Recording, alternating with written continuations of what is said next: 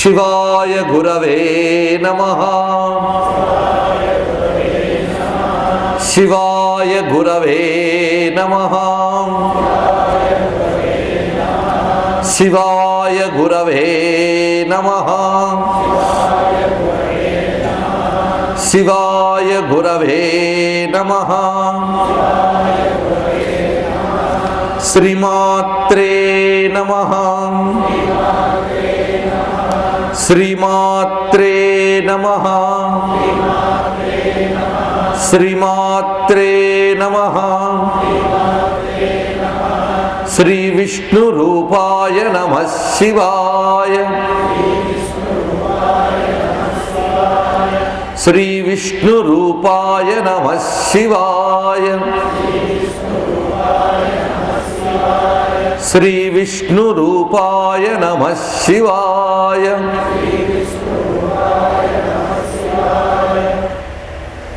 नमो महद्भ्यो ऋषिभ्यो गुरुभ्यो नमः।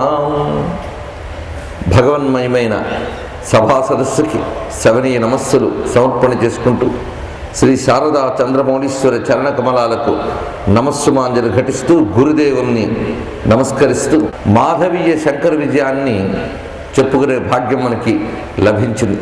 ఇప్పుడు ఈ మహాకావ్యం గురించి ప్రస్తావిస్తూ శంకరుల యొక్క చరిత్ర కావ్యంగా వ్రాయబడింది.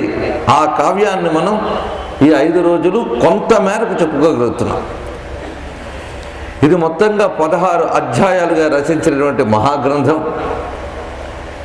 అయితే శంకరుల చరిత్ర కావ్యంగా రాయబడిందంటే కావ్యంగా వ్రాయదగ్గ చరిత్ర గల మహాత్ములు శంకరుడు అని మనకు తెలుస్తున్నది. అవతార పురుషుల యొక్క చరిత్రలు కావ్యంగా వ్రాయబడ్డాయి. రామచంద్రమూర్తి యొక్క చరిత్ర రామాయణమైతే కృష్ణ చరిత్ర భాగవతంగా భారతంగా లభించింది. శంకరుల చరిత్ర శంకర విజయంగా లభించింది. అనేక కోణాల్లో మనం పరిశీలించినప్పుడు శంకరులు అవతార పురుషులని స్పష్టంగా గోచరిస్తుంది. దానికి పెద్ద తర్కాలు అక్కర్లేదు, పెద్ద వాదాలు అక్కర్లేదు. శంకర శంకర సాక్షాత్ వ్యాసో నారాయణో హరిహి అని అనాదిగా ఉన్నటువంటి మాట భారతీయుల విశ్వాసం మాత్రమే కాదు, ఆయన చరిత్రను పరిశీలించినా మనకు తెలుస్తున్న విషయం.